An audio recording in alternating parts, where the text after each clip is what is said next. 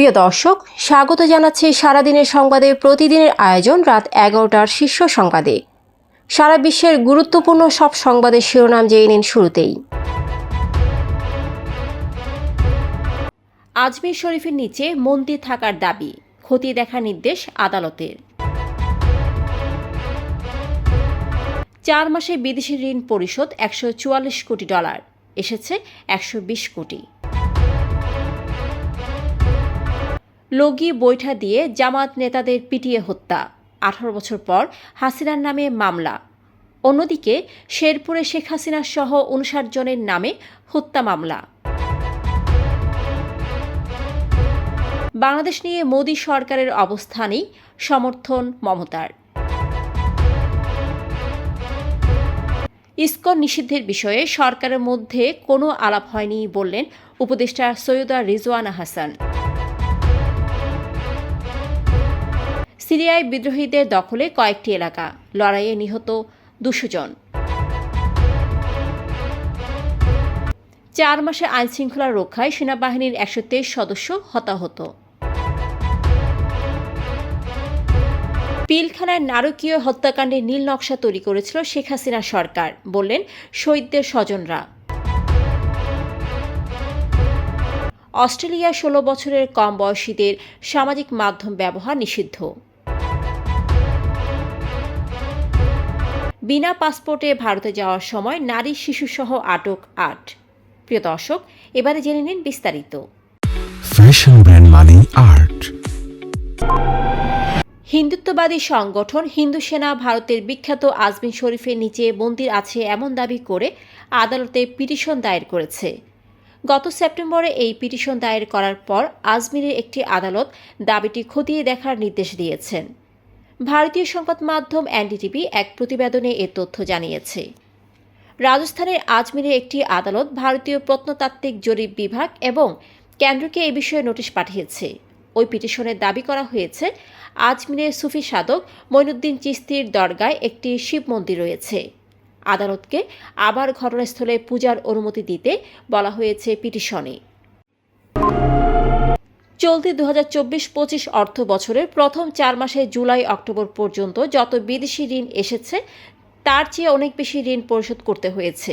এই 4 মাসে সুদ ও আসল মিলিয়ে প্রায় $144 কোটি মার্কিন ডলার পরিশোধ করতে হয়েছে। একই সময়ে বিভিন্ন দাতা সংস্থা ও দেশ দিয়েছে $120 কোটি 20 লাখ ডলার। তাতে অর্থ পাওয়ার চেয়ে ঋণ পরিশোধে $23.5 কোটি বেশি খরচ হয়েছে। বৃহস্পতিবার সন্ধ্যায় অর্থনৈতিক সম্পর্ক বিভাগ জুলাই অক্টোবর মাসের বিদেশি ঋণ পরিস্থিতির হালনাগাদ প্রতিবেদন প্রকাশ করে। চলতি অর্থ বছরের প্রথম 4 মাসের প্রতি মাসেই ঋণ ছাড়ের চেয়ে পরিশোধের পরিমাণ বেশি।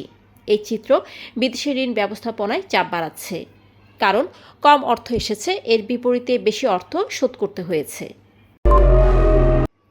18 বছর আগে রাজধানীর বায়তুল মোকাররমে জামায়াতে ইসলামীর 4 নেতাকর্মীকে পিটিয়ে হত্যার অভিযোগে সাবেক প্রধানমন্ত্রী শেখ হাসিনার নামে হত্যা মামলা হয়েছে। মঙ্গলবার রাজধানীর পল্টন থানায় এ হত্যা মামলা করেন মোহাম্মদ সবিদার আলী নামে এক ব্যক্তি। অন্যদিকে শেরপুরের বৈষম্য বিরোধী আন্দোলনে গাড়ি চাপায় কলেজ ছাত্র শার্দুল আশিস সৌরভের মৃত্যুর ঘটনায় এবার সাবেক প্রধানমন্ত্রী শেখ হাসিনা সহ 59 জনকে আসামি করে আরও একটি হত্যা মামলা দায়ের করেছে। বৃহস্পতিবার শেরপুরের সদর সিআর আমলি আদালতে ওই নালিশি মামলা দায়ের করেন ট্রাইব্যুনালের সদ্য নিয়োগ পাওয়া স্পেশাল পিপি অ্যাডভোকেট আশরাফুন নাহার। বাংলাদেশের সনাতন ধর্মাবলম্বীদের নেতা চিন্ময় কৃষ্ণদাস ব্রহ্মচারীকে গ্রেফতার নিয়ে ভারতের কেন্দ্রীয় সরকার যে অবস্থান নেবে তার প্রতি সমর্থন জানাবেন বলে জানিয়েছেন পশ্চিমবঙ্গের মুখ্যমন্ত্রী ও তৃণমূল কংগ্রেস নেত্রী মমতা বন্দ্যোপাধ্যায়। বৃহস্পতিবার ঝাড়খণ্ডের মুখ্যমন্ত্রী হেমন্ত সোরেনের শপথ গ্রহণ অনুষ্ঠানে যোগ দিতে মমতা রাঁচি বিমানবন্দরে সাংবাদিকদের প্রশ্নের জবাবে এ কথা বলেন। এদিকে সুনামগঞ্জের জামালগঞ্জে সম্মিলিত সনাতনী জাগরণ জোটের মুখপাত্র চিন্ময় কৃষ্ণদাস ব্রহ্মচারীর মুক্তি চেয়ে ফেসবুকে পোস্ট করায় ছেলেকে থানায় দিয়েছেন বাবা। বুধবার ছেলে অভিদাসকে থানায় সোপর্দ করেন তার বাবা বিমল দাস। ইসকন নিষিদ্ধের বিষয়ে সরকারের মধ্যে কোনো আলোচনা হয়নি বলে জানিয়েছেন পরিবেশ, বন ও জলবায়ু পরিবর্তন এবং পানি সম্পদ মন্ত্রণালয়ের উপদেষ্টা সৈয়দা রিজওয়ানা হাসান।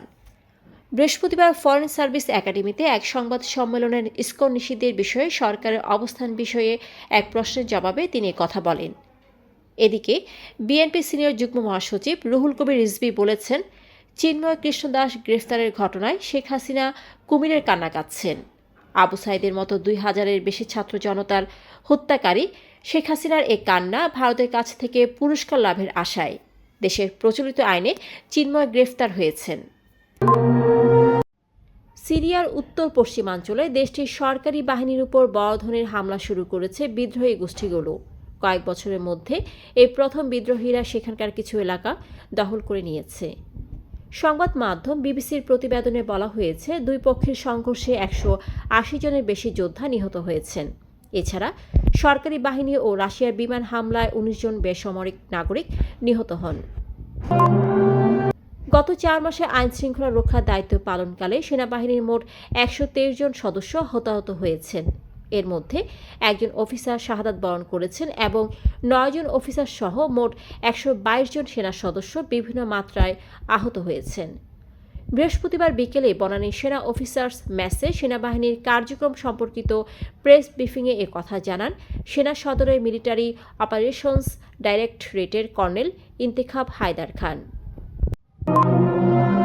বিডিআর বিদ্রোহের ঘটনায় বিস্ফোরক আইনের মামলায় 16 বছর ধরে কারাগারে বন্দী 5 শতাধিক বিডিআর সদস্যদের মুক্তিদাবি জানিয়েছেন স্বজনরা। বৃহস্পতিবার সকালে ঢাকা মহানগর দায়রা জজ আদালত প্রাঙ্গণে মানববন্ধন করে তারা এ দাবি জানান। স্বজনরা বলেন, পিলখানায় নারকীয় হত্যাকাণ্ডের নীল নকশা তৈরি করেছিল শেখ হাসিনা সরকার। হত্যা মামলায় বেকসুর খালাস পাওয়ার পরেও বিস্ফোরক আইনের মামলায় অনেককে এখনও কারাগারে বন্দি জীবনযাপন করতে হচ্ছে, এমন অভিযোগ স্বজনদের। এদিকে 15 বছর আগে বিডিআর বিদ্রোহের সময় ঢাকার পিলখানায় সংঘটিত হত্যাকাণ্ডের বিচার চাইতে আন্তর্জাতিক অপরাধ ট্রাইব্যুনালে যাচ্ছেন শহীদ পরিবারের সদস্যরা।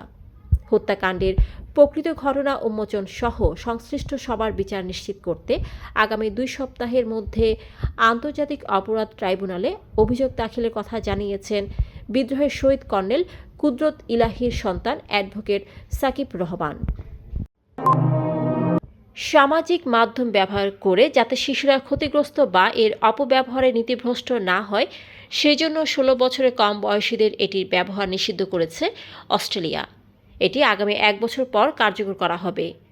যে প্রযুক্তি কোম্পানি এই আইন ভঙ্গ করবে তাদের অন্তত $50 মিলিয়ন অস্ট্রেলিয়ান ডলার জরিমানা করা হবে।